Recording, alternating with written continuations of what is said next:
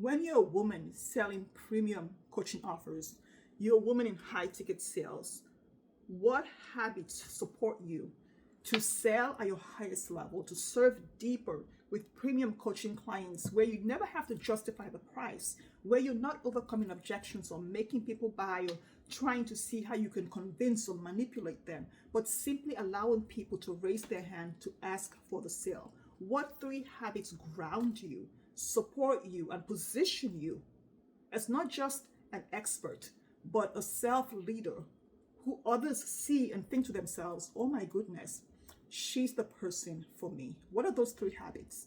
Hello, beautiful, and welcome to High Ticket Sales for Women in the Prosperous Womb. I'm going to share these 3 habits with you today that will support you to sell any amount, any investment amount, anywhere, any place, to anyone. But first, I'm going to identify 3 grounding habits, 3 habits that I call the rock before the 3 atomic habits, because then these 3 atomic habits become automatic once you have these 3 rock habits in place. What is the first rock habits? And these are in no particular order. The first rock habit is what I call ask, pause, and listen. When you train yourself to do this in your personal life, with your children, with your spouse, with anyone, to ask a question and to pause and to listen, and not just performative listening, but active listening with your heart, your eyes, your mind, your body, your soul, your spirit, where you let people be great, where you let people speak to you. Ask your kid, how are you doing? And you pause and you truly listen for the thing they're saying, for the thing they're not saying. So ask, pause, and listen every single day, because when you get into a sales call, when you get into a sales conversation, you have trained yourself to ask a question and to pause and sit in the silence, so people feel like you truly, truly see them. It supports them to get naked with you, because when people come to a sales conversation, they have filters. They're filtering everything through this filter of, oh my goodness, I'm going to talk to this person. I'm going to talk to this person. Even if they like you, know you, and trust you, it takes about 11 layers of filters for them to show up fully as the person who's doing the thing or asking the thing they truly want to ask.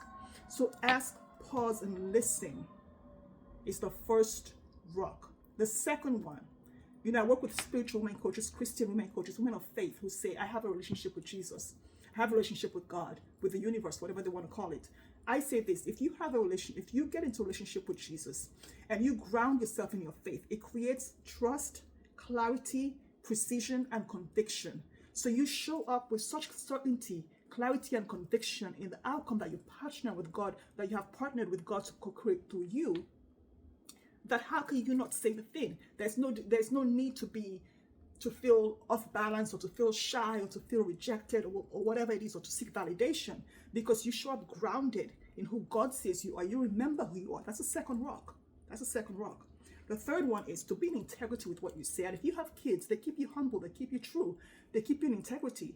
Because if you don't do the thing that you say you're going to do, like you're going to make your bed, or you're going to drink 3 cups of water a day, you're going to get up at 5 o'clock every morning and pray, whatever it is that you're not doing, is a lack of integrity on your part, which means when it comes time to sell, you're going to feel so out of integrity. You're going to feel like you need an anchor, like a need to overcome objections, or some other anchor in your life.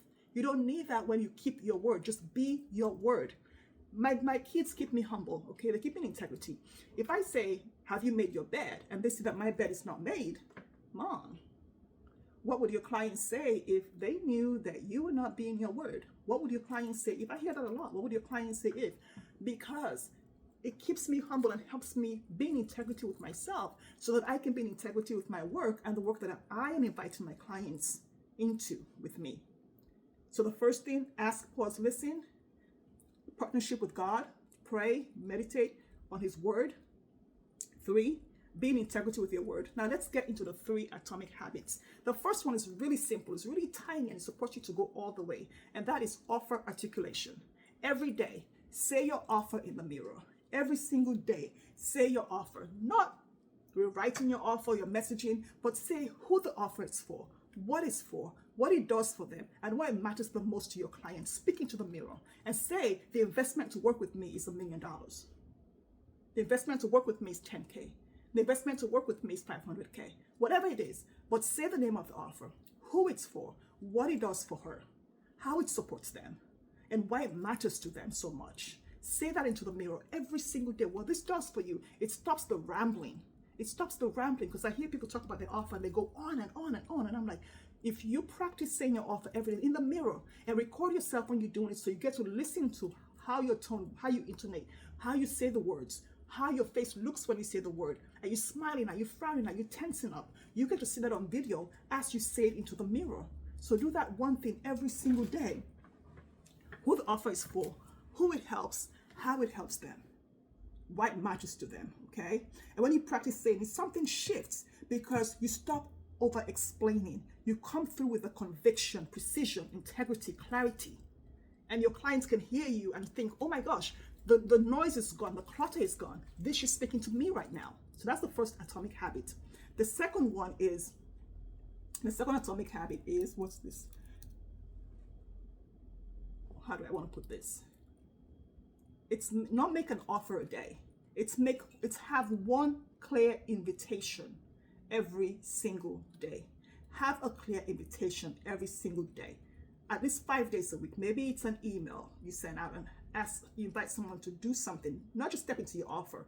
Maybe click on something, maybe do something, maybe download something. Have one invitation a day, in a blog post, in an email, in a phone call, in a conversation. Invite someone into something into your business every single day, so that sales does not become some big event. Sales is not a big event. It's not some massive event. It's just you making invitations and people reflecting the offer as a mirror to their soul and stepping into it because they remember something in their body. It creates a remembrance. Your messaging creates a remembrance inside of them. So how do you make one invitation every single day? For me, I send emails out 3 to 5 days a week. So I make invitations. Maybe it's to get on my, download something, to get a playbook, to watch a YouTube video. And I sell every day in my emails. But I also make a clear invitation. I've been sending emails for since 2017. So I've mastered making clear invitations in my personal life. I have invitations for my children every single day. I make an invitation to each of them to invite them into something that up-levels them. I invite myself into things every day.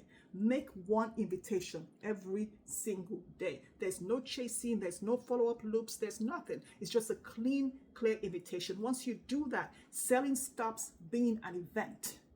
Selling stops being an event. And you show up and you serve deeper because it's no longer some big thing. You're literally just inviting someone to do the thing they say they want to do, or to give them the thing they've been asking for all their lives. The baby, the marriage, the relationship, the new job, the career, the new business, 100K months, whatever it is. Serve deeper by making invitations every single day. One invitation for one thing. Just one invitation for one thing every single day. The third atomic habit is a very tiny one, but it matters. And it is what I call the nervous system regulation. I've watched over 200 calls of my potential clients, colleagues, friends who are having sales conversations. And I see the point where their voice either lowers, goes really low, it gets sing-songy, or they start to speak really fast. Or you can tell they start sweating and they're doing this and they're twirling with their hair, or their countenance just shifts because it's time to say the investment to work with them. So I say this, it's part of the rock of practicing, the ask, pause, and listen, but it's holding space for your nervous system to be grounded. So again, do this in the mirror, where you just be present.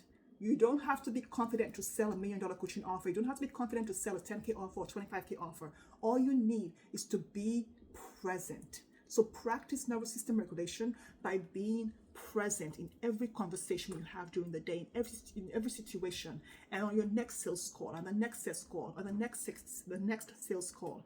All you do is be there now. It's the only place you have to be, and you have all the time in the world. And when it comes time to talk about your offer or speak about the investment, be crystal lucid clear. No rambling. Just hold the space. When it comes to the investment, I invite clients to say the investment like they're saying, pass the salt. The investment to work with me is $1 million.